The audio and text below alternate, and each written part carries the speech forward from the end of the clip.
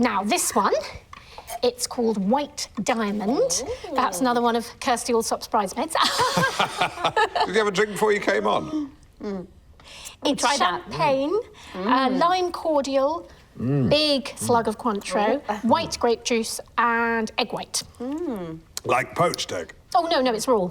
For God's sake, Rosie. What? You can't eat raw egg. It's a raw egg, No, Rosie. it's a common ingredient. Sorry, just a disclaimer, please don't try this at home. Rosie's attempted it here, but in controlled conditions with first aiders on hand. Please cook your eggs. Be safe. Be egg safe. Rosie, let me pick your brain. Because me and my mum, we always go to Queen's for the tennis. Like this one. The first cocktail afternoon of the summer. What would you make for that? It'd have to be a rosemary champagne fizz. So gin, grapefruit and champagne. It's English, it's fun, it's summer. Those are the new cocktails, but what about the classics? Rosie, what do you think is the most popular cocktail in Britain? Espresso martini. Alan, what do you think? Mine's gone blank. Shandy. Well, we hit the streets of Nottingham to find out which came out on top. And we're off. That was great. Oh, really, it's okay. Smells of stuffing. Oh, it's you. Just to say, I've looked into the annual reports. And it turns out Jenny earns slightly more than you. OK. It's to do with the way the deal is structured. It's an accounting quirk. OK. It's only about £200, but it just means she's higher than you in the list of the BBC's best paid presenters. OK. Are you okay? OK, I'm OK. So you're in a bit of a pickle. You want more, but you don't want to complain because women have got a bit big for their boots. Yeah, all right, Lynn, that's for the car, but thanks for the intel. Have a white sparkle. OK, places, people. You like egg, don't you? And we're back in 5, 4. So there we have it. The mojito is Britain's favourite cocktail. And Rosie, you're making us one to end the show. I am. Now, the secret to a good mojito is not to overdo the mint. So, it's lime juice, sugar, a little mint, they're already in the shaker. Go on, make it then. And, yes, a handful of ice and a good slug of rum. Oh, I love rum. And then you give it a good shake.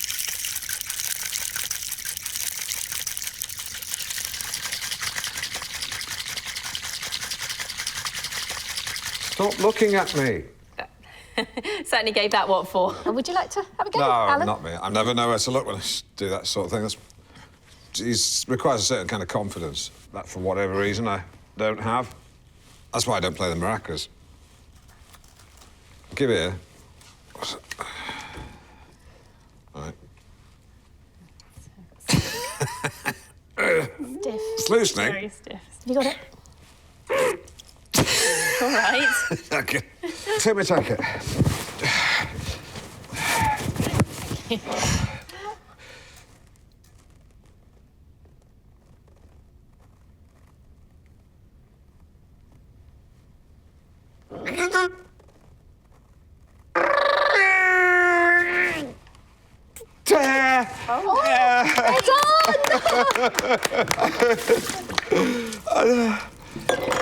I don't know why I did that. Rosie, thank you very much for joining us. That was great. It was great. It was really great. What are you doing with my jacket?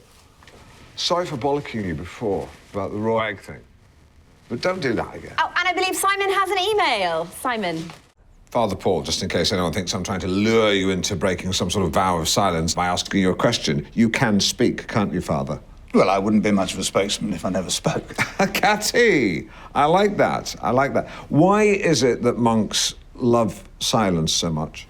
We all need silence, and it's harder to find in the modern world. Yes, what one thinks is silence is often not, because you listen a little harder, you can hear the beep of a truck reversing, or in the still of the night, what one thinks is a neighbour's baby crying, but in actual fact it's two foxes making love with one another. I suppose the only place one can find true silence would be outer space. Hence the phrase, in space, no one can hear you scream. From Alien. Yes, I remember when I first saw that, I thought, finally, a movie that acknowledges the fact that sound cannot travel through a vacuum.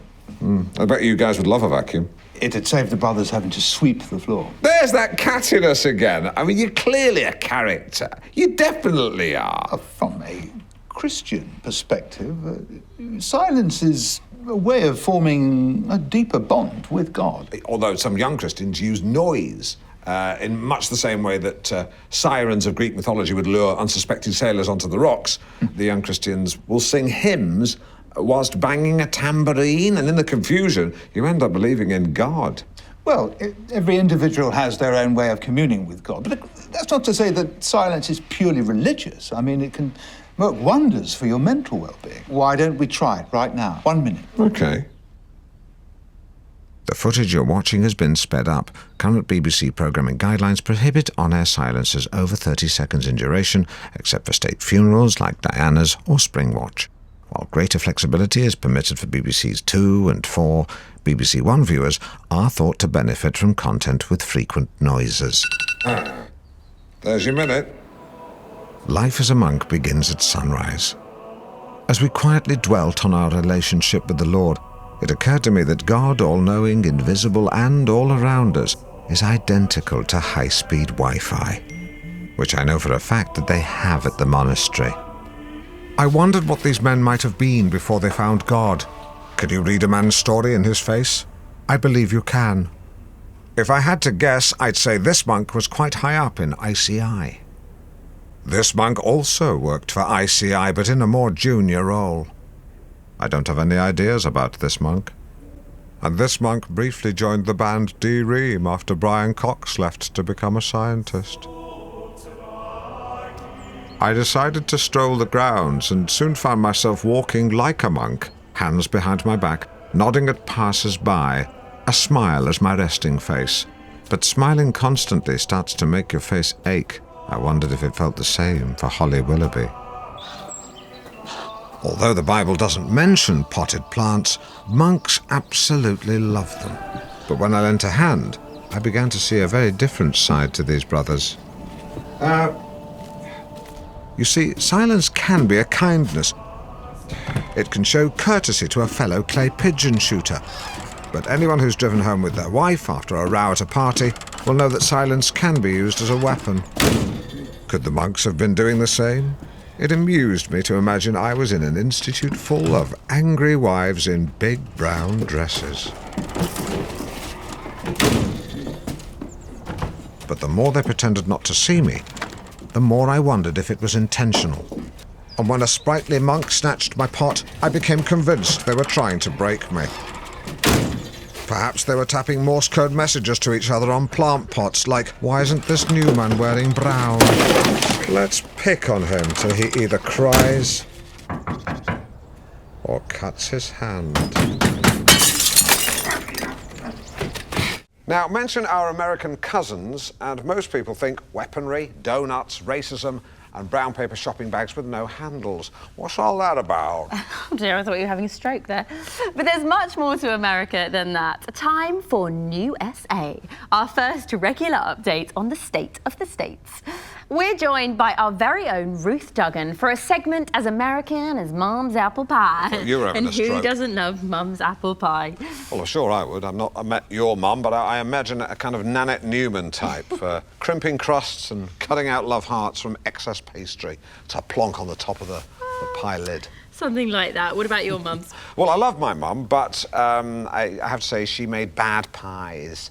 And even though she loved me, she managed to make a pie without putting any love into it whatsoever. So, yeah, just chopped apples, pastry, lots of brown sugar, but, as I say, no love.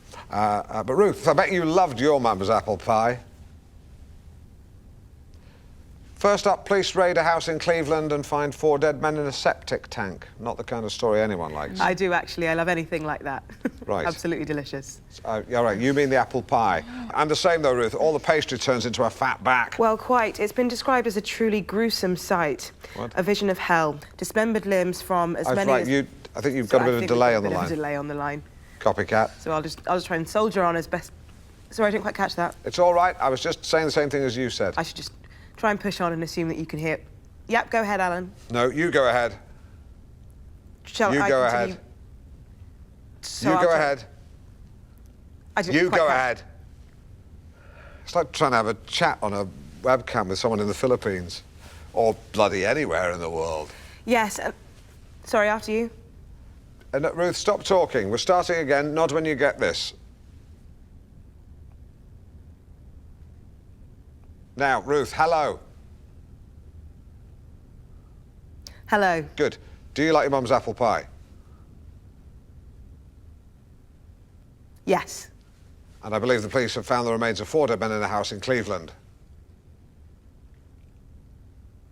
Yes, that's right. Well, tell us about it and give us a long answer so we don't have to keep going back and forth. Now? Yes, now. I should knock on the side of your box. Well, Ignore as the I said, box thing. it's a grisly discovery. And while the identities of the men haven't been Sorry, the side of my box? The owner of the house has been named locally as 51-year-old Brian Crilly, now the subject of a full-scale manhunt. Well, Ruth, I think we'll leave it there for today. Thank you. You're welcome, Jenny. Let you go and enjoy the sunshine. Too hot for me, I'm afraid. You back with us next week? The week after. See you then. Bye-bye. Ruth Duggan there, and apologies if there were any technical glitches. I think we got it sorted out in the end. And here is the woman herself to tell us more about her new series that shines a light on women in science. It's writer and broadcaster Dee Gilhooly. Just to clarify, by the way, some viewers may mistakenly think that your second name is Hooley and your first name is Deagle. In actual fact, your second name is Gilhooly, your first name is Dee. That's a full name, not an initial. Yeah. Welcome. Wicked to be here. Cool. So you're perhaps best known as one of the regulars on Radio 4's Woman's Hour. Which, by the way, guys, well worth a listen. Oh, I wouldn't have had you down as a fan, Alan. Well, it's a curious story. I was actually stuck in traffic and Classic FM were playing music from an advert which I dislike. So I found myself listening to Woman's Hour and I thought, this is actually good. Tell your friends. I did. I told 10 men and they will tell 10 men and they will tell 10 men to tell 10 men to tell 10 men. It sounds like the kind of song you'd sing on a coach trip, but it's actually true. Now, your radio series focuses on trailblazers and groundbreakers in the field of science. Bang on, yeah. It's a chance for some brilliant, lesser-known women to have their stories told, you know what I mean? So, with all due respect to your Ada Lovelaces or Rosalind Franklins, we're going to be looking at women under the bonnet, as it were, the fuel in the turbocharger. Because there's some fascinating women here. We're talking Vera Rubin, Nettie Stevens, Cecilia Payne. I mean, brilliant women. Oh, kick-ass women. Yeah, Cecilia Payne's actually is an amazing story. A British astronomer, got her doctorate at 25, boom. And she wrote a paper on the composition of the stars, but was persuaded not to publish it by her colleague Henry Norris Russell. Years later, her findings were published and credited to, you've guessed it, Henry Norris Russell? Bingo. You still with us, Alan? Yeah. So I'm sorry to... Actually, it makes me physically sick to say this, but I was miles away. Which shows this is a real problem within men, isn't it? What I will say, the purposes of clarification, is you don't put fuel in a turbocharger. It's a small turbine housed within the exhaust that utilises excess gases, loops them back round, increases power output. So small capacity engine, big hike in power, very efficient. That was told to me by an engineer in oily overalls called Karen. Woman. Fair play. Yeah. Well, because women in jobs like that have to put up with their fair share of jeering, you know, even now in 2018, and they just have to accept it. If I can just speak as a male, I'm sorry, I have sinned. I've stood on the pavement with other men and slow hand clapped as I watched a woman try to parallel park. And that's wrong. And I think if I saw the same thing happen today, I would just, shout out instructions. Or just leave her alone. Yeah, I'd shout out instructions or just leave her alone. I'd ask her which she prefers. Or just leave her alone. Or just leave her alone. Yeah. These issues need to be aired by women. We're still seeing powerful men harassing women when all they want to do is do their jobs and be left alone. Amen. Hey, women. I mean, I feel you. I feel you. I don't mean I feel you. I wouldn't do that unless I was your doctor or your boyfriend. But I totally identify with what you're saying. Well, I think the Me Too's a woman thing, Yeah, really, isn't it? I mean, I'm not sure it's that helpful for a man to presume to know what that's like, to be honest, but anyway. Of course it is. Yes. If men actually listened to what women were saying on harassment, then they'd shut up and listen, but they don't. So we're still seeing the same things time... I've been sexually harassed. I'm sorry, I wasn't aware. It's not quite the same thing that women have been through, but it is a bit. Hilary Couchman, Dr. Hilary Couchman. How long have humans been swearing? Well, curse words or vulgarities go back really as far as language itself, but when it comes to written English, we find profanities cropping up from the 13th century. So, something like this. Should I wear gloves to handle The this? protocol is that the curator handles the material. Oh, OK, right. I'm pretty sure I've seen Dr. David Starkey handling stuff like this on TV. And I've even seen them let Tony Robinson have a fiddle. The protocol is the curator handles the material. You said that. Do they ever let you guys go to an area just to relax? Because they should do. Maybe that should be part of the protocol. Swearing, swear words. One of the more prominent words is the word f***, but cunt too is also common across the Germanic and Scandinavian languages. We also find uses of piss, Well, shit, what areas would these profanities emanate from? I'm thinking Manchester, Liverpool. no, from across the whole country. OK. Now what we have here are parish records from Drayton in Shropshire, When would that be? 1295. That's what these trousers cost. So what these documents show is how the earliest instances of swear words were typically found in the names of places or people. So surnames often describe what someone was or did. Right. Here we have a listing for Henry F***a-beggar. Goodness me. Now back then, the word f*** didn't have its current meaning. Okay. It actually referred to hitting or striking. Right, good. Well, hence the phrase, let's hire some Albanians to f*** him up. So there are terms that have fallen out of use. So here in 1740, we have the term rantallion, which means musical one whose word. scrotum is so relaxed as to be longer than his penis.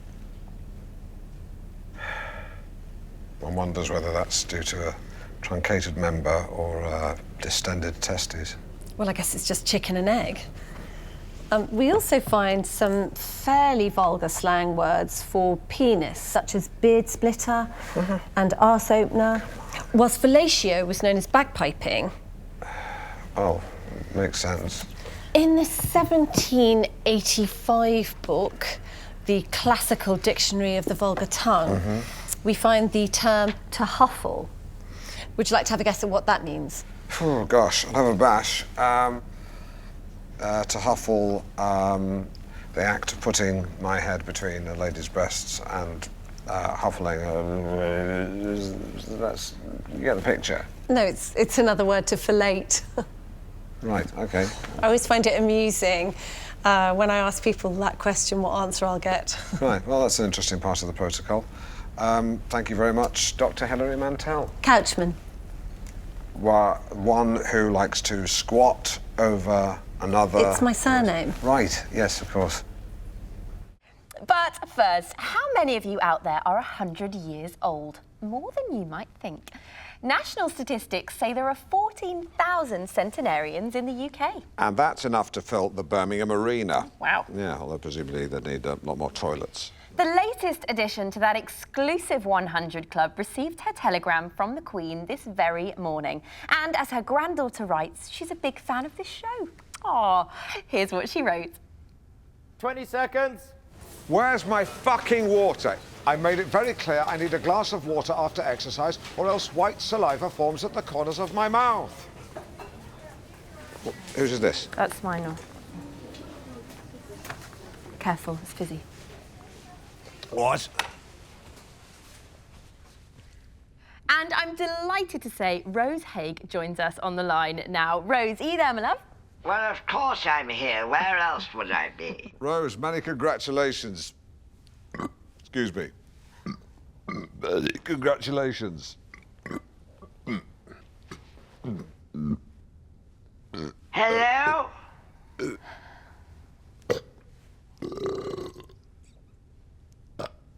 There we go. Rose, can you tell us where... No, leave it here. Here. Because if you leave it there, I can't reach it, you stupid girl. Rose, I believe your father was a captain Now, of course, stationed in the I army. grew up in the Raj, 1930s. Yes. It's perfectly pleasant.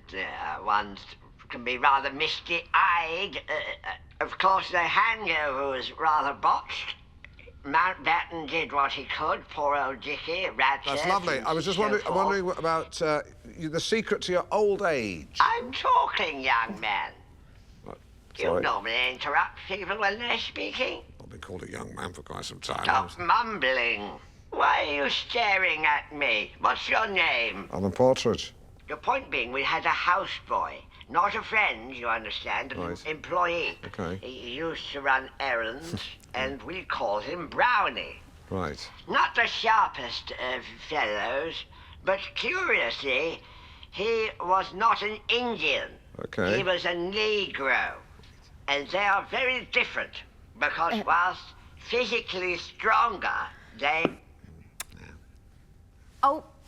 Oh dear, we seem to have lost Rose there. But yes, a great achievement and a colourful character.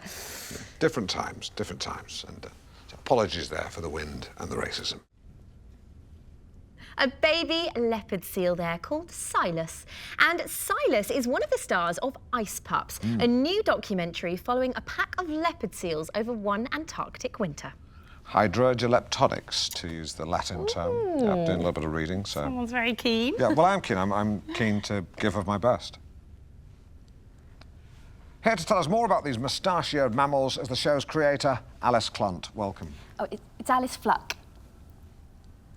Right, I see what I've done. So, Alice, this isn't your first time getting close to the animal kingdom, is it? Once upon a time, you were shortlisted in the Shell Wildlife Photographer of the Year competition. Many moons ago, yes. The oil company, Shell. They used to sponsor it, yes. Well, do you know what? Good for them. I mean, you know, they get a lot of stick, don't they, for the Exxon Valdez oil spill. But then they sponsor a prize for animal photos, and you think, maybe it's time to take a fresh look at Shell. But tell us about ice pups, because leopard seal pups really are the most incredible animals, aren't they? They really are, Jenny. I mean, what you see in the pups and hopefully in the film is their spirit and their personality. Because don't forget, these guys are living in the most inhospitable place in the whole world. You know, they are tough. You do not want to mess with a leopard seal. Well over a ton, teeth like giant daggers, top speed of 20 knots. A German U-boat commander would kill for velocity like that. Awesome. Well, what you see in the film, they do have this wonderfully playful side as well. And how? They toss penguins around like a rag doll and batter them against the sea till they're dead. Just wait for it, for fun.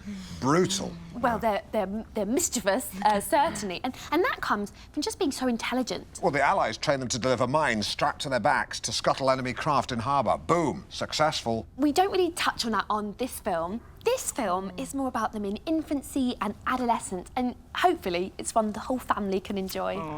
Not wrong tone. Wow, they're plucky little so-and-sos, though, aren't they? They have to be. You know, they're only weaned for a month, and then it's up to them to fend for themselves. Oh, breaks your heart, doesn't it? When you're around them such a long time, it is hard not to get attached. Oh. I think I'm a bit in love. Oh. Bless them. Oh. They're the most adorable little creatures. They seem to have such personality. You almost want to give them a name. Well, don't you? this one's called Silas. Yeah, but I know. I mean, a better one, though, like Richard.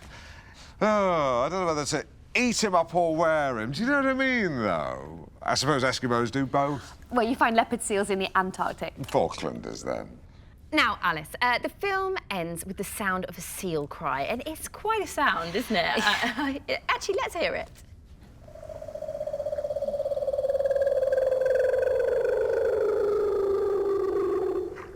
It's not a sound you forget. No.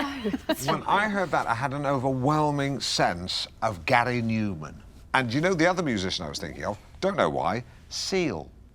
I do know why. It almost sounds sort of philosophical, doesn't it? I don't think that's the right word, Jenny.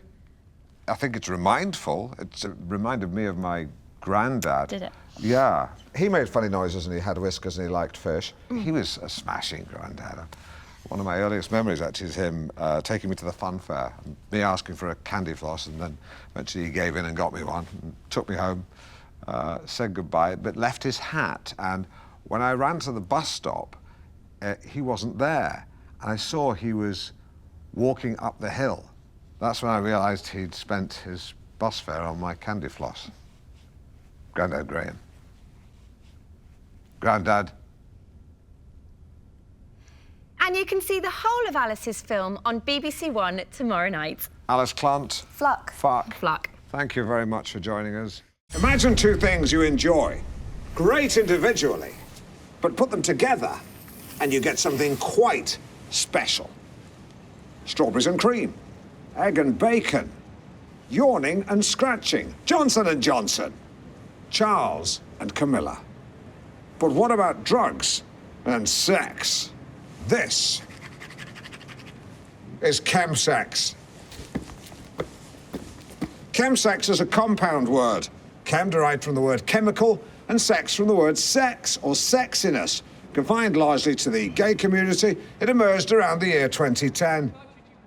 A time of unrestrained glee as a nation dared to believe the nightmare of a Labour government could soon be over. And as revellers lost their minds to the sound of Keane and the Black Eyed Beans, little wonder that the hedonism spilled over into sex and drugs.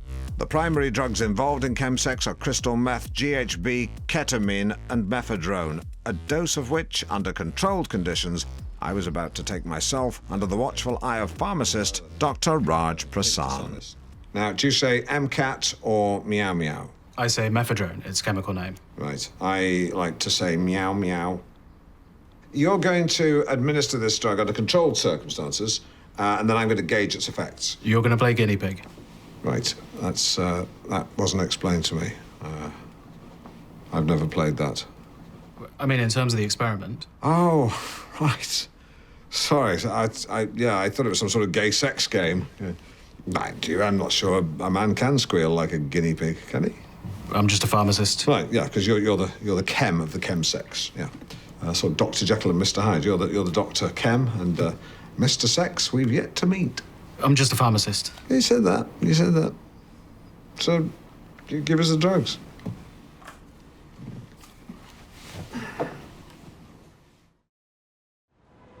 Well, it's 30 minutes later, and I don't feel especially different. Certainly the thought of grinding myself against a stranger in a Holiday Inn is far from my thoughts. Yeah. Well, it's over an hour later. I've been told that one eyelid has drooped. I don't feel that much different. Am I in the mood for dancing? Absolutely. Do I feel sexy? Barely. Although I do have the sensation of wanting someone else to brush my hair. It's said the experiment replicates exactly the sensation of recreational drug use. Although instead of being surrounded by revellers, chewing gum and asking if you're having a good time, my only companion was a bearded doctor drinking coffee and reading a magazine. Well, the effects have completely worn off. My main recollection is an overwhelming desire to put on my comfy pyjamas and watch Tarzan. Is that sexy? I've no idea. But it was a very new feeling, and it was a very real feeling. And there we have it, a brief but fascinating exchange between Jenny Gresham and the Princess Royal. Plenty to unpack. We learned Her Royal Highness is, in her words, very well, and pleased that she could be here.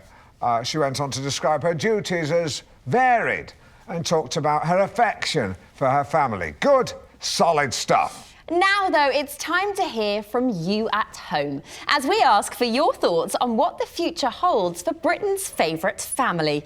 Of course, we've also been asking for your encounters with royalty, and don't forget to share your tips on modern-day etiquette. Keep those coming in. And tomorrow, should we scrap HS2? Jesus Christ. Well, we do need to hear viewers. Why? Why do we need to hear from the viewers? Tell us what you think, join the conversation, get involved, share your views. Is it snowing where you are? Do you like fireworks? What's your favourite soup? Who gives a shit? Excuse me, apologies for the language there. Michael Gove said we've had enough of experts. Do you know who I've had enough of? Idiots. I'm not sure I'd call our audience idiots. Look at the tweets, Jenny. I mean, read the mailbag. Everyone at the BBC thinks it. They never say it publicly, of course, but behind closed doors. Whispered in the corridors, that's where you hear the truth. They think Countryfile is boring, they don't understand darts, and they don't really care about your opinion. The BBC is committed to letting ordinary people have their say. There's nothing in between. It's either BBC 4 Live from the Hay on Wye Book Festival, or other people telling us they think dogs are better than cats. You feel like throwing open your windows and saying, I am hopping mad, and I want something in the middle. Are you finished? Julian Fellows. I don't like Julian Fellows. What's that got to do with your argument? Nothing. I just don't like him. Well, I'm sure, Simon, we have plenty of viewers getting in touch with their royal story. Well, actually, we're getting people shouting Alan's slogan from their windows and tweeting in to let us know. Let's see, we've got Bournemouth, I'm hopping mad, I just want something in the middle. Southend, I'm hopping mad, I want something in the middle. Same with Warrington, I'm hopping mad, something in the middle. Hull. I've touched a nerve. Anything from London? Nothing from London, no. Well, we're in London. Let's go and have a look. Terry, come with me. Simon, do you want to come? No. I'm sorry I clouted you. It's all right. Everyone, go to your windows, open your windows, and just shout out at the top of your voice. I'm hopping mad and I want something in the middle. This way. Follow me, sorry. I can hear them now. Okay. Keep shouting. Keep shouting. Hey, you. Say that again. Say the whole thing. Right, so you get that. Cheers. Cheers! Good. They're all saying it. Yeah, all right, whatever. Fucking idiot. Yeah, that's not going to happen. Anyone else hopping mad who just wants something in the middle? No, we can't count you twice. Anyone else? Any more? No? I mean, that's 3 people. They say for every person who complains, there's another 20 who silently agree, so that's 60 people in this area at least. Minimum. You roll that out across the country, it's got to be 1 million. So, a quick email here from Samantha, who says that she has fat arms. Oh, Samantha. I mean, a lot of people, so many of you have a fixation with physical perfection these days. It's because we're bombarded with images of size 0 models, an impossible ideal to attain. It is, absolutely. Samantha, I'm sure your arms are absolutely fine. She's got an attachment here. So, oh my God, they are vast. Wow. Alan. That's... you've got a lovely face, Samantha. She's got a lovely face. Yeah. I've got to send this to Jonathan Ross. OK, and, we've got a letter here from Lucinda. Lucinda says, I'm 45, but I'm going out with a 23-year-old man. We clicked straight away, but although he's very affectionate, we're yet to make love and he cannot maintain an erection. And I'm worried it's my fault. What shall I do? Well, it's actually very common in younger men, much more so than people realise.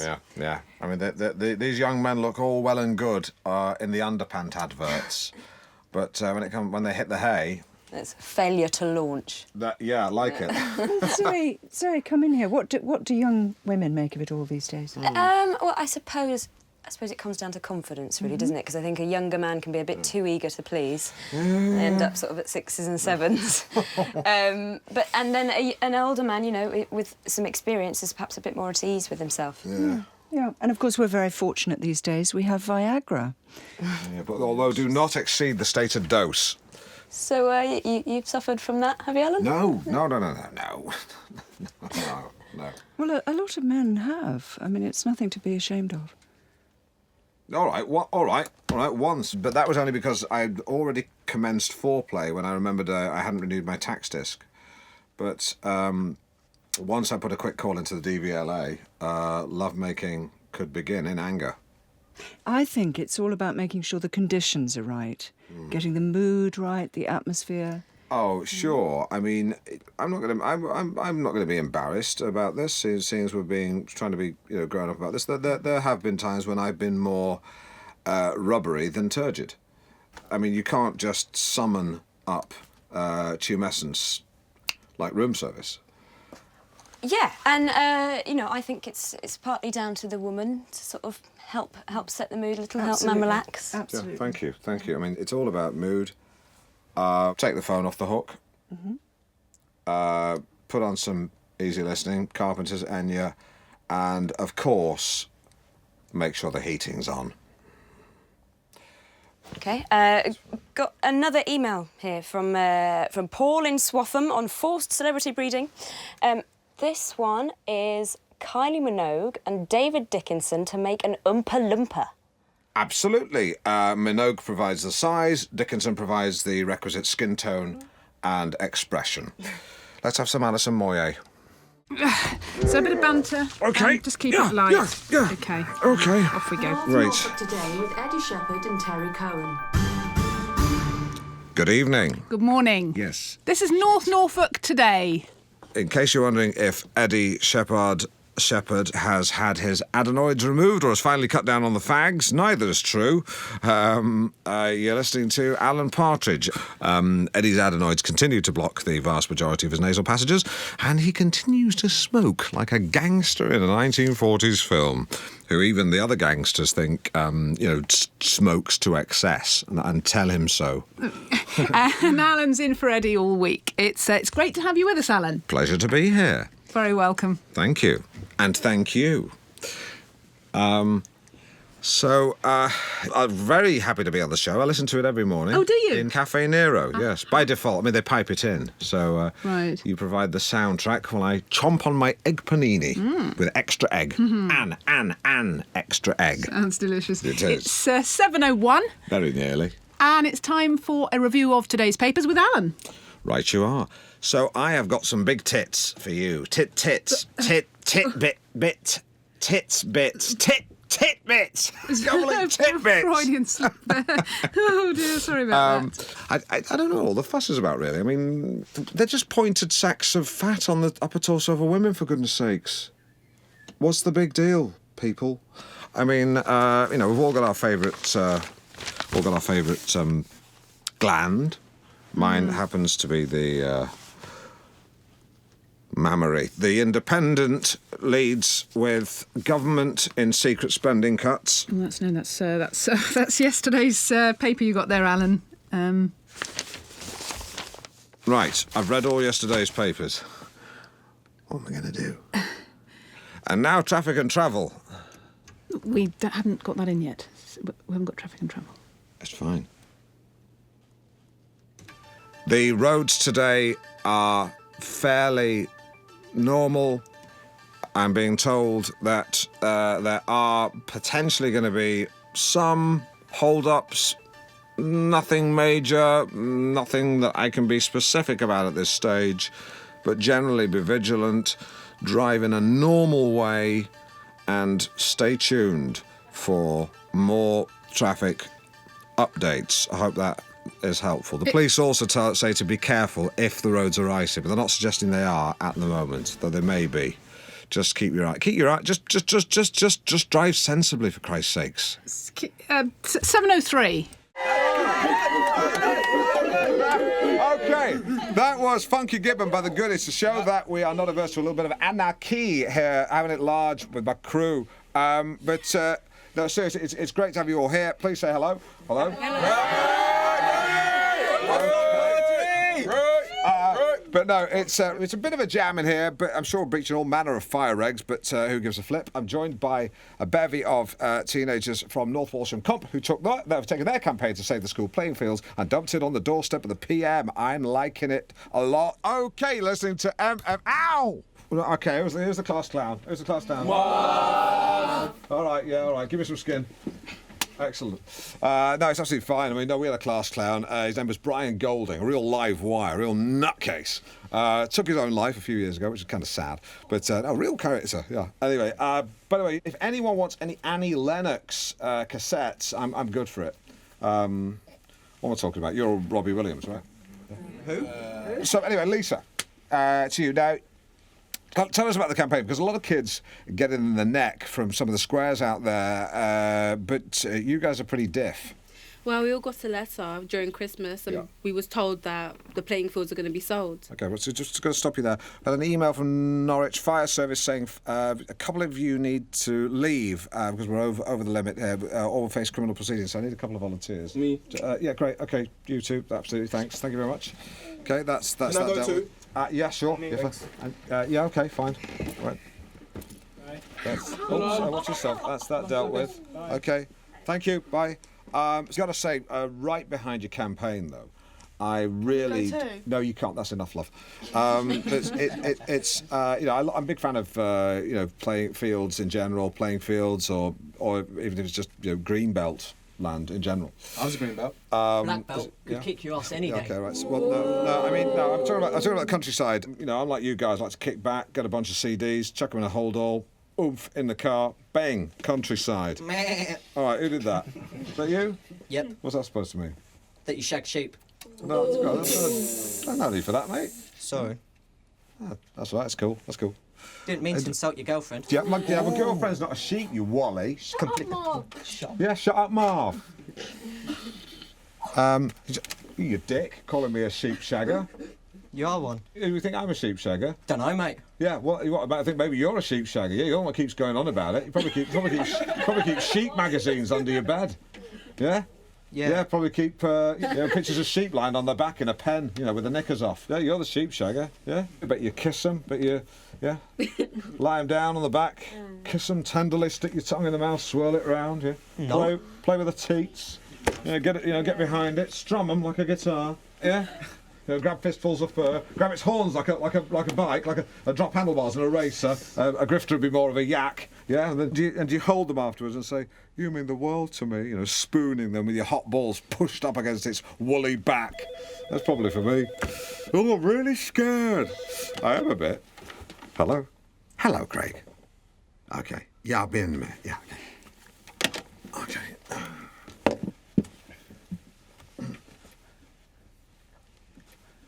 Yeah, well, the thing is that when it comes to crime, I'll be honest with you, people listen to me just purely on the basis that, I've been there, I've done it, You're a scum. Well, I just got in with a bad crowd, there was a lot of stealing, a lot of violence, Yeah, I admit, I was a bit of a bad boy. Yeah, scum. Yeah. It's a horrible word. I mean, I don't use it, he does. Well, no, that was in the heat of the moment. Someone had peed in my car. Well, the point is, I just think that I can use, my experiences just to, educate people, let people know what's going on. Yeah, I mean, I'm the same. I've had a few scrapes with the law, don't you worry about that. I've also had a few dinners with them too. A friend of mine's a chief inspector. He drink drives, but then he can. So who's that? Brian does the pub quiz. He's a copper, is he? Yeah, DCR Tollsmore. 2 weeks ago they found him asleep in his car on the roundabout. Do you know him? No, I don't know him, but, I know quite a few people like him, Some good cops, some are dodgy. Yeah, he's not dodgy. I mean, he's a very good cop. I mean, he cuts corners. Then drink drivers do. But then drink drivers do. Yeah. Well, it just goes to show that, anyone can fall foul of the law. It can happen that easy. I know it can happen that easily. I mean, when I was back in the day, when I was a kid at school, put some money on a vending machine for a Kit Kat. There was a malfunction. I got delivered 3 Kit Kats. And these were the 5-fingered kind, Julius. Now, you and I know when you've received excess confectionery, you contact the manufacturer or you call a cop. I didn't. I kept them. I wanted those fingers inside me, Julius. All 5 of them. 3 times. Like a chocolate fist? Yeah, I knew it was wrong, but I still did it. The chocolate fist? Yeah, I wanted them inside me. And it felt good, even though I knew it was wrong. From a chocolate fist? That's right. News and travel coming up, but time for a quick text on how hot you should have your bath. Frank Bannister in Blickling says a bath should be hot enough to gradually poach an egg. Time for news. Your headlines this lunchtime. Talking of bath temps, you want to make sure you don't end up in hot water yourself. What do you mean? The chocolate fist thing. Grow up, mate. Okay. Cool. I don't see my phone. What kind is it? Mobile. It's just gone AWOL. Well, not AWOL, it's gone missing. Well, not missing, just, in fact, forget about it. These things always turn up, don't they, Simon? Yes. Like the half a stone you lost last month? Yeah, we're not on air. Do you want me to check over here? No, God, no, forget it. Scrap it, scrim it. That's not even a word. I mean, phone schmo and it's insured. People get so hung up on phones. Yeah, we're not on air. I could really murder a pop right now. A what? I could really use a pop right about now. Do you want a pop on me, Julius? Do you want a fizzy drink, Julius? No, thanks. I'm all right. Brian. I'm sorry. It was a joke. Okay, Brian, stand away from the fruit machine. I can't tell what you're saying. Cool it. Cool it. I'm sorry. Okay. All right. Now, all right. Are you still all right for the quiz on Monday? No, I'll pick you up. No, I want to. Okay, ciao. That guy should not be a serving police officer.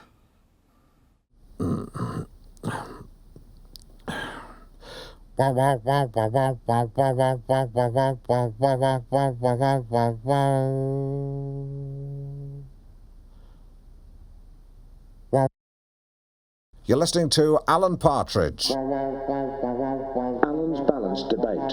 It's genuinely balanced. Bam! Excellent. And we're back with Cecil Phillips of the North Norfolk. Hello. Hello.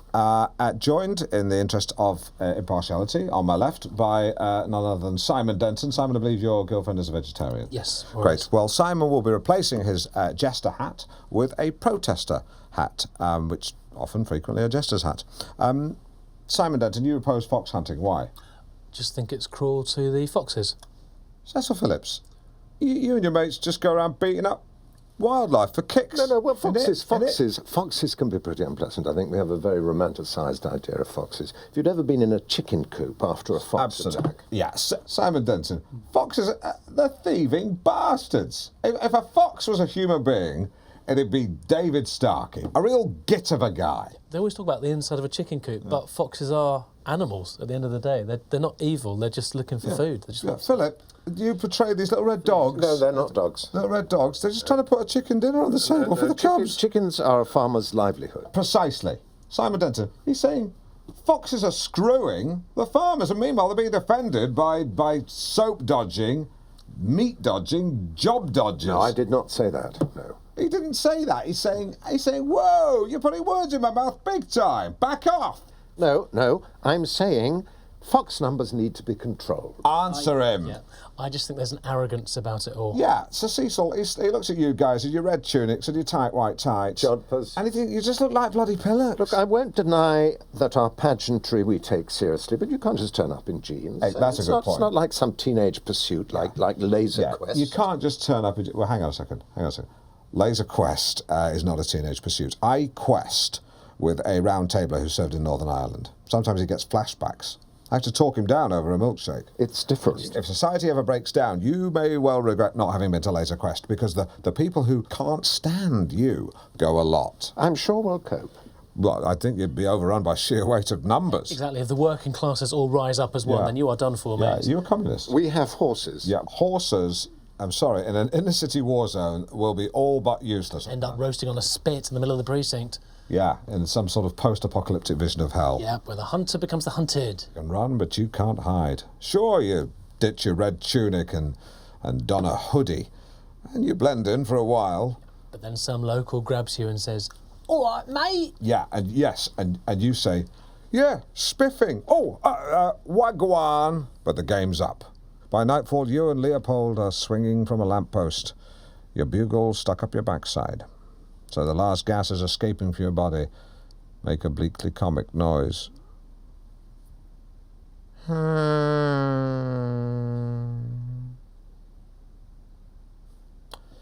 I'm afraid that's all we've got time for, but encouraging to know that within that you've at least found some common ground.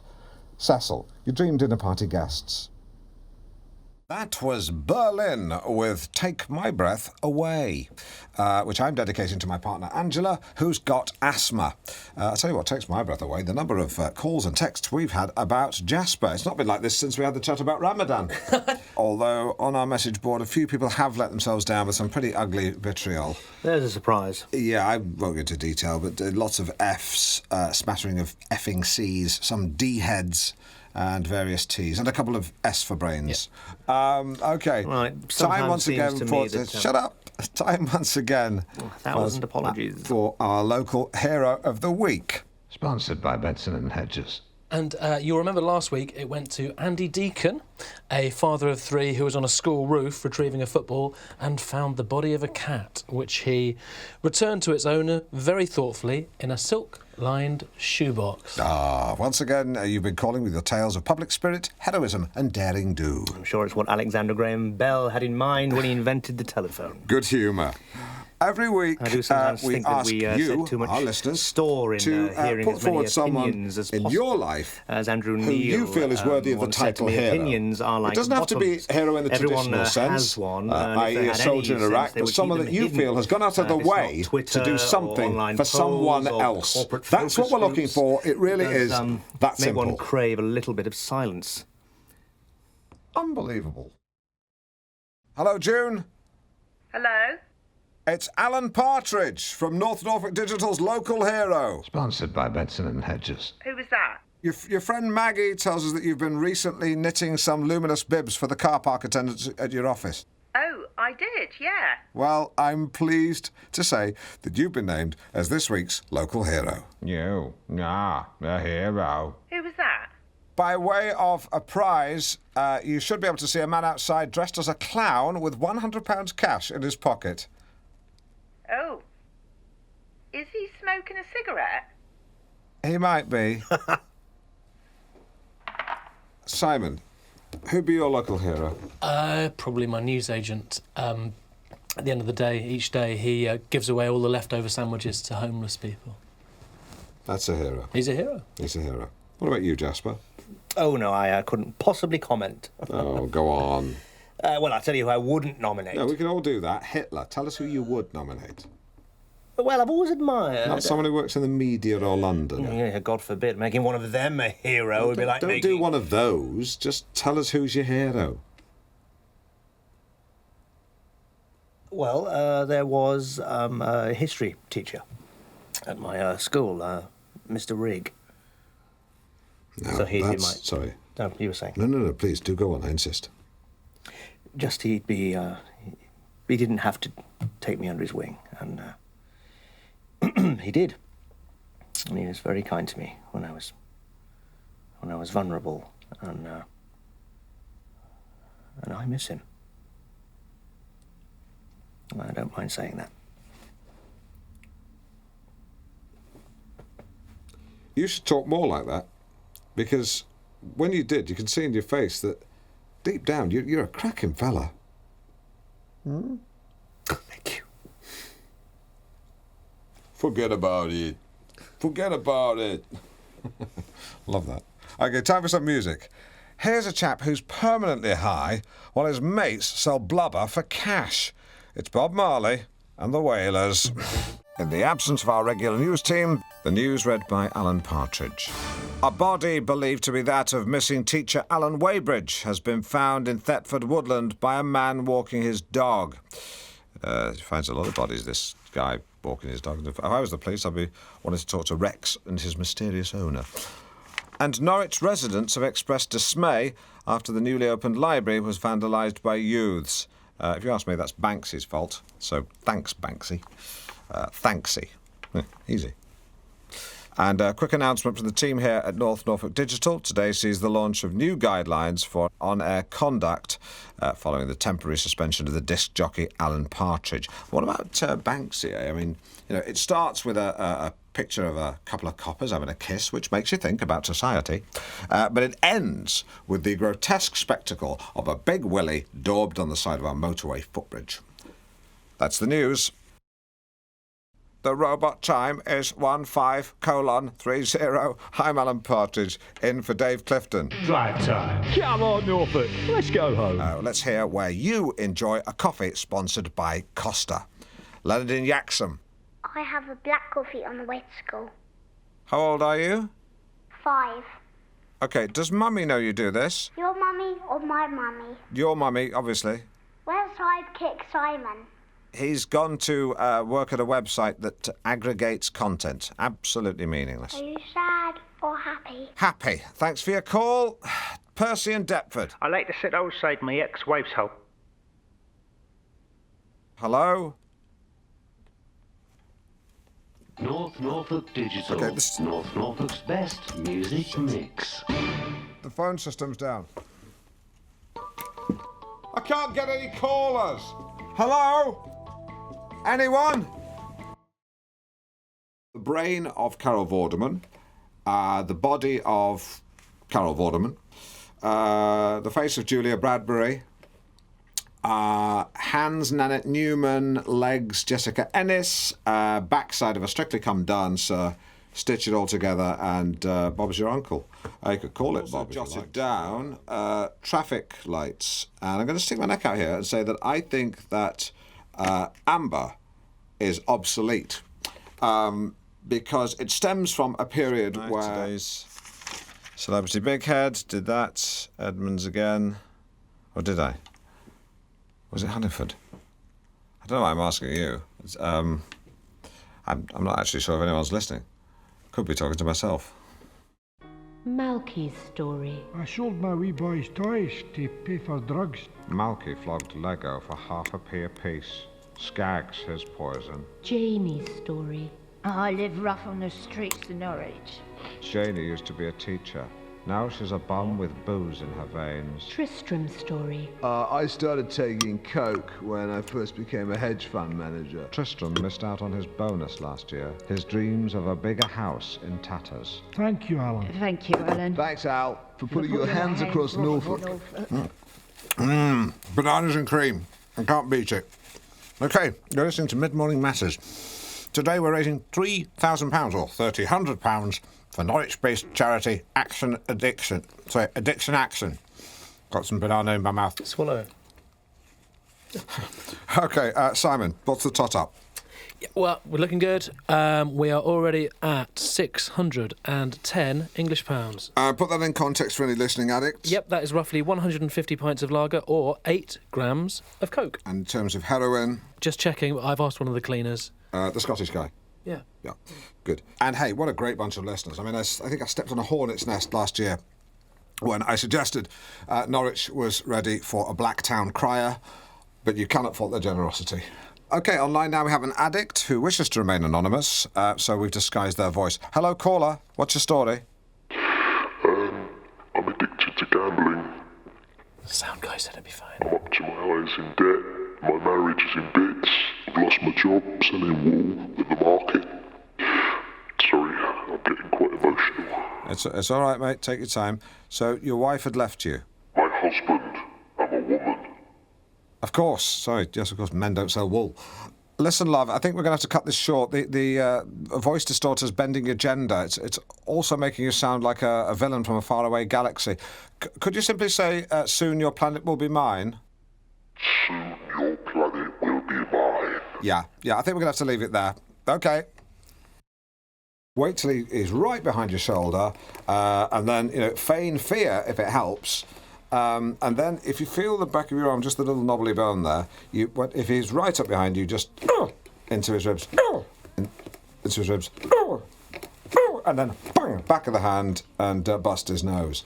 I know when you were fooling around in the kitchen with Jez before, it was just a bit of tomfoolery, but I just thought when I saw you doing this and this, I just thought we got to talk. Anyway, that's it. It's 12:30 and we're joined by Derek Bosworth, who's here to tell us all about handheld, bellows-driven reed instruments. Sounds like a real wheeze. Before that, some pledges on the texts.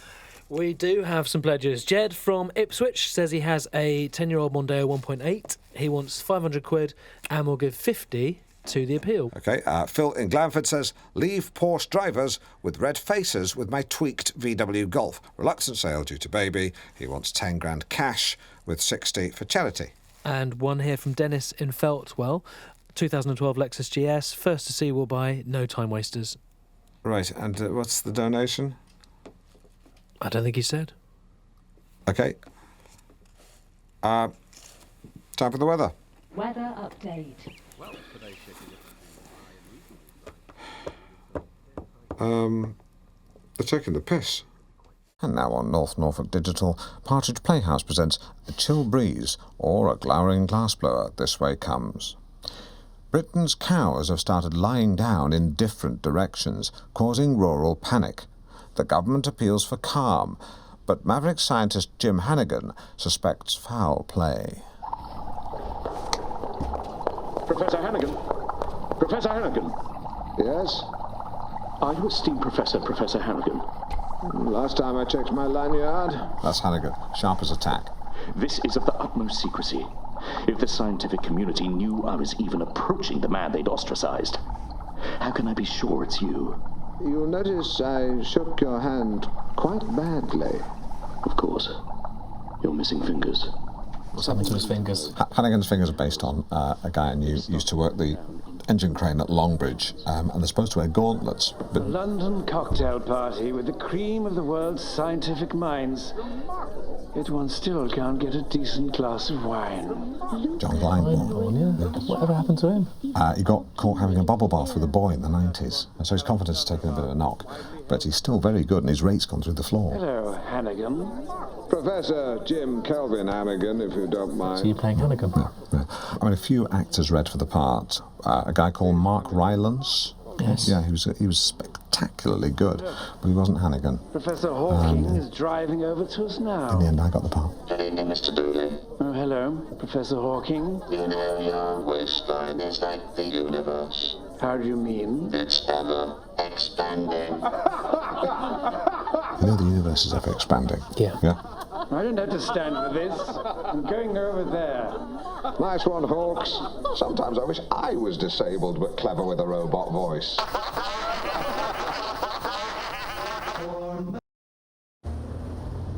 We should be at my Norwich penthouse quite soon, my garlic beauty. Were it not for this damn traffic. I cannot wait. Traffic and travel. Driver, turn up the radio. Due to a major incident, all roads in and out of the south of Norwich have been shut by police. What the hell's this? Hello, Sarah. Do you know what the red light outside means? No girls allowed. Broadcasting. Who said you could play it? Craig, who said you could pass round a sponsorship form for your daughter's fun run? What was that last bit? Oh, that was just part of the drama. But people might think it was an actual traffic report. I've seen the way you look at me. Your eyes devour me. What is this, anyway? My groin burns for you. It's just a romantic subplot. All good dramas have them. I'm going to kiss you, so you'd better open your mouth very wide. Yeah. Clear up that traffic report now, or I'll have you taken off the air. Fine. And put me down for 50 quid if your daughter manages to leave herself round the course. I'll take that back. Yeah. Actually, I've just had a traffic report on my text. It says that the only road closed into Norwich is in actual fact the A417. Other than that, everything's clear as a bell. Yep, that's your travel. Oh, that's nice. Let me just slip these socks off. Slip these socks off. You like my French underwear? Happy now? Take your top off. That was Hannigan, not me. Goodness me, you're busty. Again, Hannigan, not me. This is ridiculous. Sit on my lap. But I haven't got any knickers on. That's okay. I discarded my underpants ages ago. I'm going to spin on. Throughout the questions, I will be remaining impartial at all times. I will remain Pontius Partridge. So, so any questions for the panel, please? Yes, the woman with the high head. Yeah, I'd like to ask the panel, in view of the rising crime rates, would they consider the reintroduction of capital punishment? Fair point. Charlotte Fraser, Labour. We see these pictures of old women's faces in the paper. Surely the best way to deal with hooligans is to hang them by the neck until the spinal column is severed, thus starving the body of oxygen. Isn't that the best, most sensible way to deal with them? Absolutely not. No, hanging really is brutal and barbaric and the hallmark of an uncivilised society. Okay. What about lethal injection?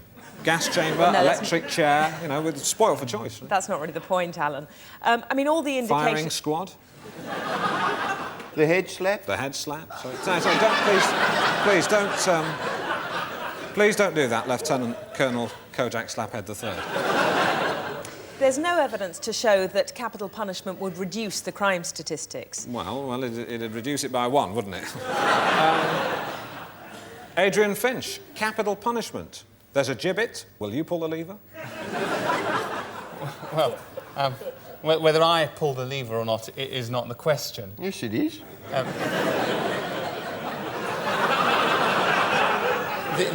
The whole issue of capital punishment of hanging is one which must be addressed on a moral level by the public in general before we can make any absolute moral decision.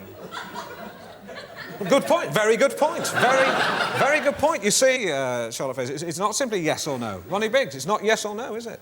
Well, yes, it is. Good.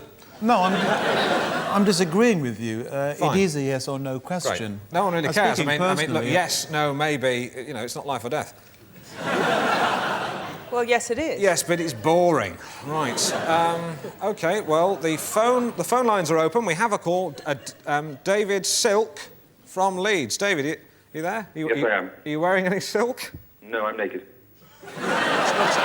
What's the question? Which of the candidates will have the bottle to tighten up the laws on immigration? Immigration. It's a political hot potato. Charlotte Rampling, catch. Fraser. Sorry, yes. Yes, immigration is one of those questions that comes up time and time again at meetings like this. And, you know, it's interesting because it always seems to be mostly when Excuse me, he's trying to speak. You're such a rude woman. Go on, go ahead. Yes, what we must do, absolutely, is put in place a system of... Head-slapping? No, a system of... Head-slapping? Please, I'm trying to answer the question, do you mind? A system of... Head-slapping? You're putting me off, please. I know. A system of... Head-slapping? A system of... Head-slapping? System of... Head-slapping? System of... Head-slapping? System of... Head-slapping? Ignore him! Ignore him!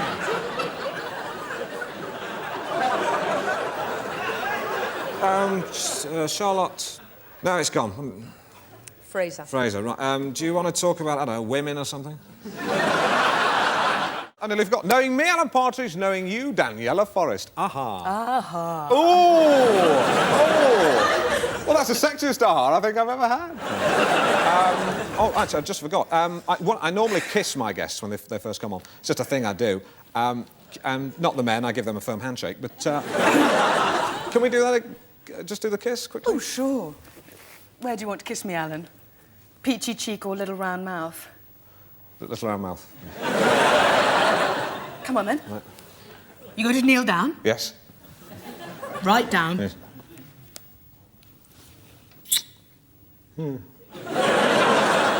Pop back in your Yes. seat. Yeah. Right. Now, Daniela Forrest, you are Playboy's agony aunt, and you've also just published your autobiography. Luck Be a Luck Lady. Be a Lady. There it is. That's the book. There we go. It's your autobiography. It's published by Jones. Never heard of them. What comes across very strongly is your understanding of male psychology. Well, I think I understand men because I adore them. And what, as a woman, do you look for in a man? Power is attractive. Sensitivity. Sense of humour.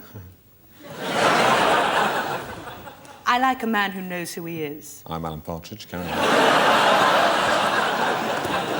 You know, I think the most important thing that I look for in a man is a fit, young body like a Greek god. Right. Now, you also help people with their sexual problems. Let me give you a hypothetical problem. There's a couple, right? They've been married 15, 16 years, maybe more. And they've never slept, neither of them have ever slept with anyone else. And he's frustrated. Yes, deeply, deeply. But that's only part of the problem. The real problem is that their sex life is, well, for want of a better word, moribund. People need to explore their sex lives if they're not working, you know.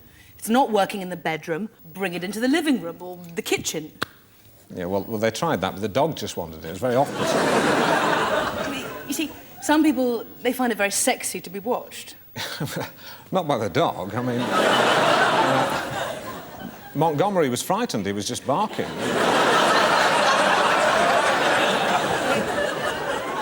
Who's Montgomery?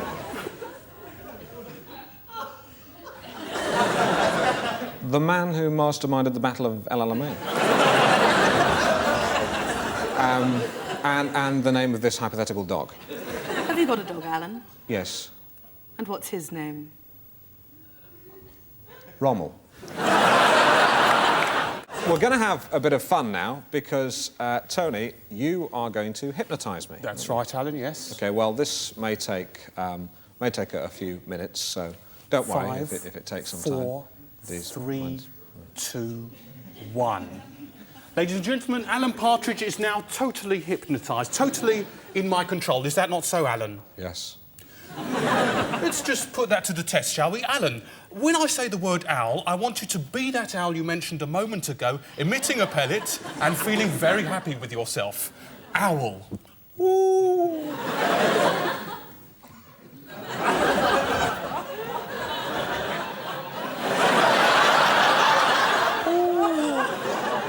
Excellent. Now, whenever you hear the word aha, I want you to be a little scary monster. Aha. Very good. Stop. Now, Alan, if you could make love to any woman in the world apart from your good lady wife, who would that be? Ursula Andress. Ursula Andress. OK, when I click my fingers, I want you to see me as Ursula Andress.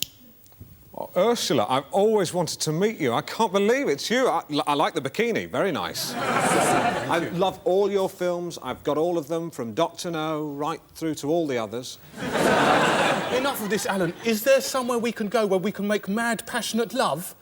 Oh, God. Yes, the Moat House Hotel in High Wycombe. They know me there. They're very discreet. You'll love it. It's got a 24-hour carvery. Stop. Alan, when I click my fingers again, we will be in your car on the way to High Wycombe. It'll take about 15, 20 minutes, that's all. Can we just pull over now and make love in a lay-by, please, Alan? I can't stop on the motorway. That's the hard shoulder. It's illegal. No, but, Alan, I'm begging you, please.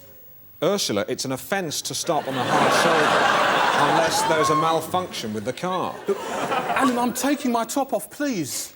Look, no, if I get caught in flagrante whilst violating the highway code, my wife will find out, I'll get 3 points on my licence, my insurance premium could go up by 30%. That's not going to happen. Now, put your top on and get out. Now, go, get out. Wake up. Well, as I say, it'll take a few seconds before I'm totally hypnotised. It's all over, Alan. You've hypnotised me? Yes, all finished. Well, I hope you didn't make me look too foolish. No. Of course I didn't, Alan. Well, Tony, we'll see you later for the Wheel of Death. It simply remains for me to say thank you very much, Tony Le Mesmer. Well, here it is, Alan's big pocket, and as you can see, it's a top jacket pocket. Let's turn out Alan's big pocket and see what's in it. It's 2 Victorian dogs. There you go.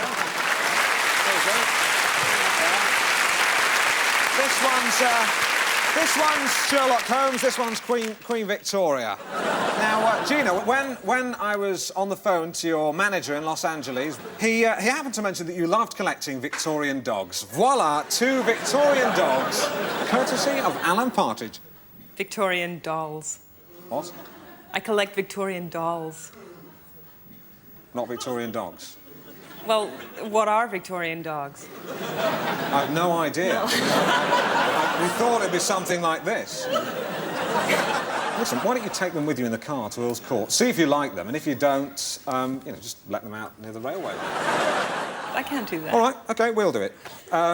Get rid of the dogs. Right, ladies and gentlemen, 2 dogs. 2 dogs.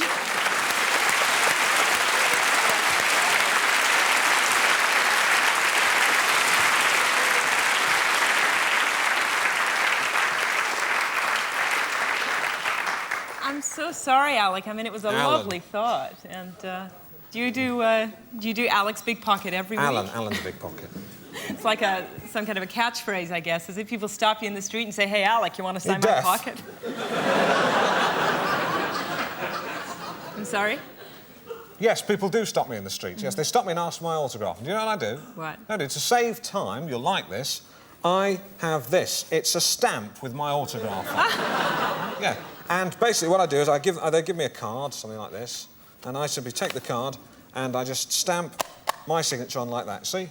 It's got that there, and then I give them that. That's my name. You read that. Alec Partridge, great. Now, read what it says on the card. Alec Partridge. No, it says Alan. Alan Partridge. Why?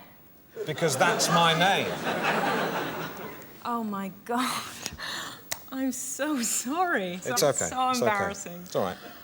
Oh, God, you must have thought I was being so rude, Alec. Alan! Alan! Alan, Alan, Alan, Alan, Alan, Alan, Alan, Alan, Alan, Alan, Alan, Alan, Alan, Alan, Alan.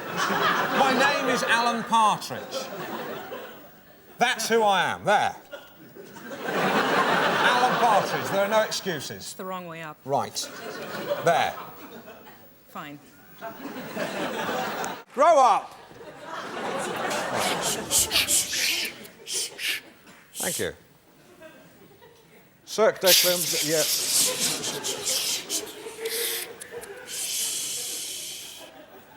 Cirque des... Right, now listen. Right, hang on. I presume you're in charge. Let me tell you something, right? There's a security guard backstage called Steve, right? Now, I promise you, if you make another sound when you leave this area, he will hurt you. He will hurt you physically. Cirque des Clowns are... Cirque des Clowns are having... Sorry, I haven't broken wind. I haven't broken wind, that's them. Cirque des Clowns will be doing a tour of art centres in Britain. I'm sure there'll be plenty of tickets available. You're a disgrace. Cirque des Clowns.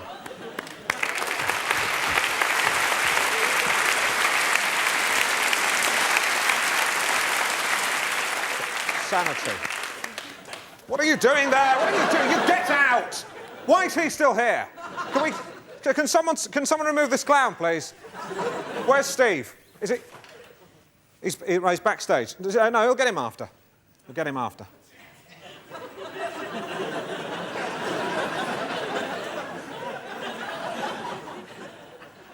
I'll do it standing up. I hope my next guest doesn't suffer from... Right.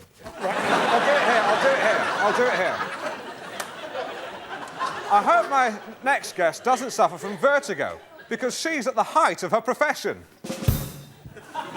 She's a top international fashion designer who hails from Lancashire.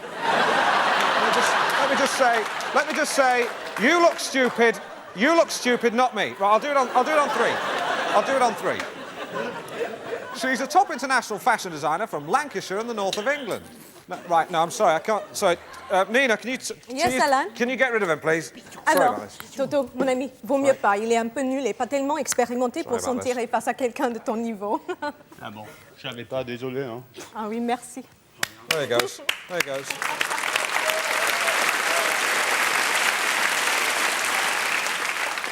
There he goes, tail between his legs. Steve is coming out! Now, I was going to start... Roger would have loved this. I was going to introduce myself by doing this. This is fantastic. Aha, Mr. Bond!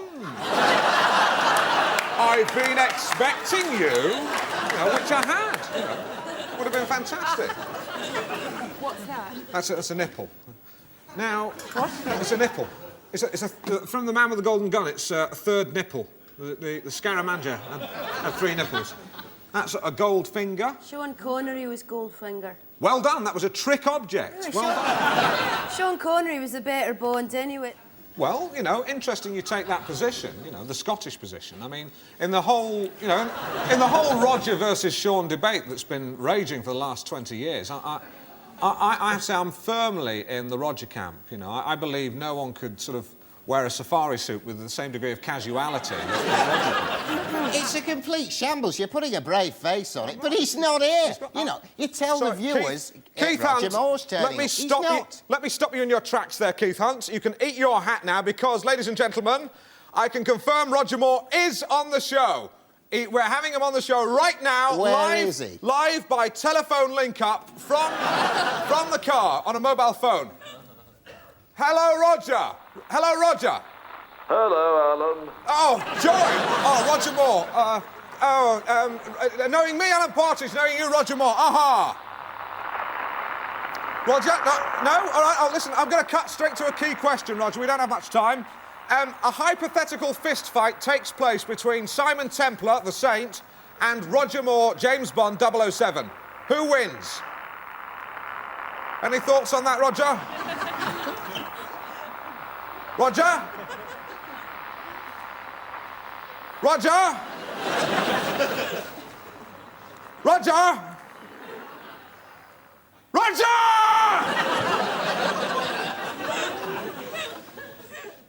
Does the word Titanic mean anything to you?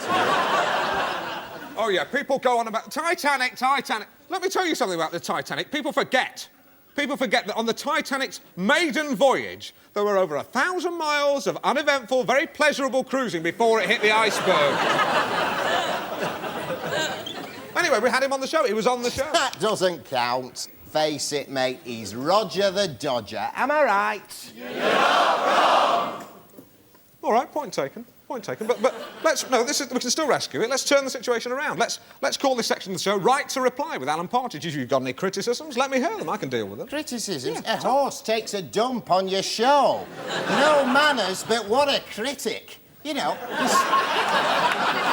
get a horse with a jump on, she won't jump it. No, it wasn't that I wouldn't jump it, I really couldn't do it. You were right because not it would to, have been of course. terribly dangerous and You've inappropriate. never heard of us. You slag us off the minute we come on. Absolutely We don't get not. any fallback. We're vegetarians, we get ham sandwiches. You get my own kid on. That is well out of order. Yes. You just don't do that when the Yeah, Director no, General of the BBC... Up yours! Up yours!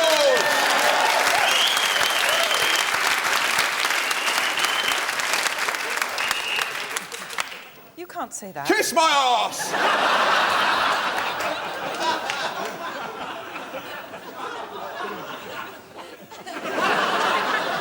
And on that bombshell, it's time for me to say, knowing me, Alan Partridge, knowing you, Scotch lady, woman, knowing you, The Hunt, and knowing you, Mrs. Mouse, and I've just been told Roger Moore has just checked into Claridge's where he's ordered room service. Aha! Good evening, ladies and gentlemen, boys and girls. My name's Joe Beasley, and hey, this is Cheeky Monkey, ladies and gentlemen. Well, it's a great privilege to be here on the Alan Partridge Show, knowing me, knowing you, and I was thinking to myself in the dressing room, that's an ABBA song, isn't it, ladies and gentlemen? So here's a little joke, right? What do you get if you cross Fred Flintstone? No, not what if you cross. What do you get if you... what does a Swedish Fred Flintstone say? Yabba dabba doo! No, he says abba dabba doo! Abba dabba doo, that's what he says. So then, hey, other week, pack it in you. The other week, stop it. The other week, me and Cheeky Monkey, we went to Blackpool Pleasure Beach, right? And at Blackpool Pleasure Beach, I don't know if you know this, ladies and gentlemen, boys and girls, but it got the biggest roller coaster in the world. It's massive, isn't it? And we went up the Big Dipper. Oh, God. We went up the Big Dipper. And we were on the Big Dipper, right? And we're going about 200 miles an hour. 200 miles an hour on the Big Dipper. And we go on the Big Dipper, right? And we come round the corner. And Cheeky Monkey, right?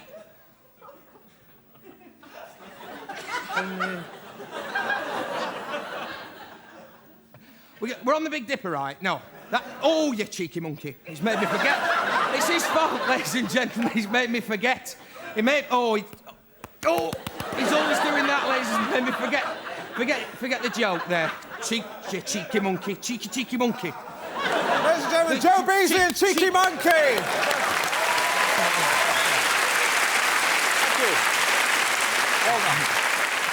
Joe, I think you've been very brave. There's more jokes, Alan. There's plenty more. It's fine. Just a little mistake. I don't think it's working. Just a little mistake. I should apologise to Cheeky Monkey. Don't do that. He's upset. Look, it's not real. You've upset. Oh, look, he's upsetting, ladies and gentlemen. It's not real. Don't touch it! I'm sorry. You've got a big problem.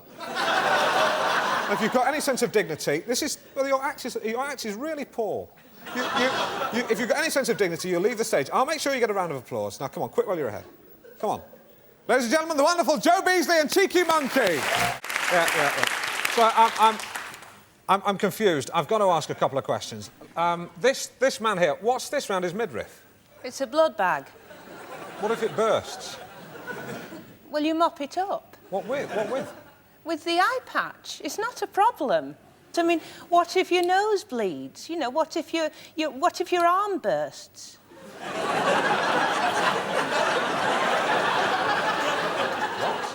What if your arm bursts? I've heard of a nosebleed, but in my 14 years of professional broadcasting, including 3 years as a hospital radio disc jockey, I've never had anyone come up to me and say, my arm's just burst. Could you play a dedication? Well, come on now, then. You just got me on You're here to taking read things it. too literally, or you'll be willfully ignorant. I'll show you. I will show you. You with the orthopaedic shoe. What's his name? Newman. Newman. You just walk up here and then walk back again, easy as you like. That man has no dignity. But what is dignity? Right. That is dignity. More or less.